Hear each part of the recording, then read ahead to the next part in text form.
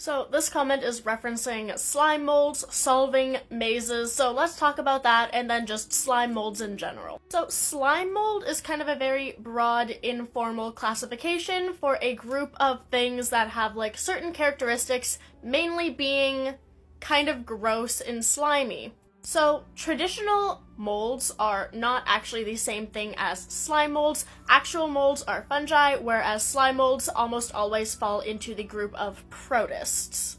Now, there are a wide variety of things within slime molds, but we're going to be talking about one specific one that is just even weirder than the rest of the slime molds. So this specific slime mold we're talking about is Physarum polycephalum, or more commonly known as the blob, for good reason. So it is a eukaryotic acellular organism, which means it's different from things like bacteria, but it's also not a fungus. Despite it being called mold, it is not actual mold, it is kind of its own weird-ass thing. Now, it kind of has two different life cycle stages. This one is the Plasmodium stage as opposed to the amoeba stage. And it is just very, very weird.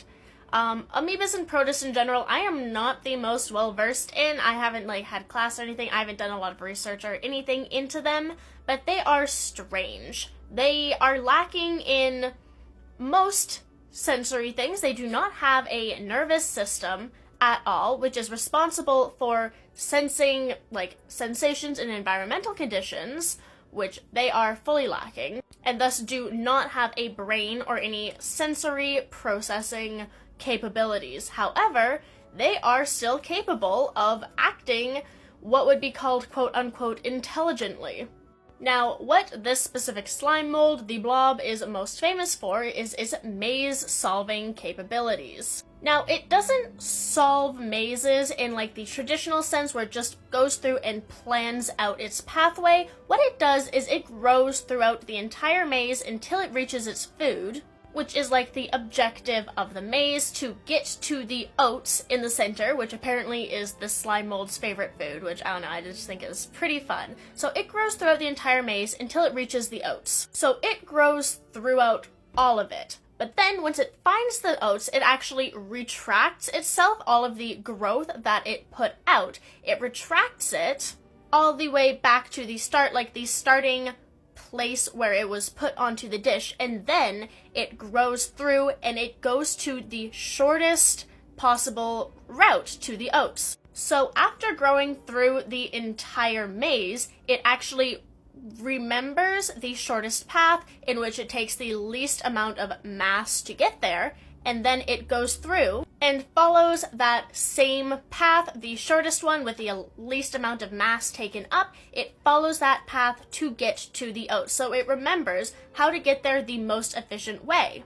And so this slime mold has, apart from being just cool itself, has actually been used in traffic modeling, in finding the best and most efficient routes to get to different destinations, which is very cool, to avoid the least amount of congestion and collisions and everything possible in actual traffic areas. And it is doing all of this without a nervous system, so no brain, nothing to actually create and store memories, and no nerves and sensory cells to respond to any stimulus or anything.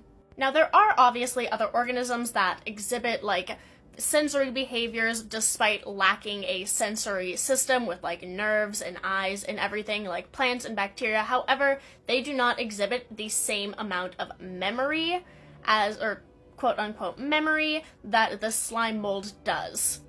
Bacteria are not capable of finding and remembering the shortest route to food. Neither, I haven't really looked into this, but plants also don't exhibit the same amount of planning and memory that this slime mold does, despite obviously having environmentally sensitive systems. It can sense its surroundings. But this slime mold is exhibiting behavior that is generally almost always only seen in organisms that have at least a partially developed sensory system with neurons and brains and some sort of sensory apparatus like eyes and stuff like that.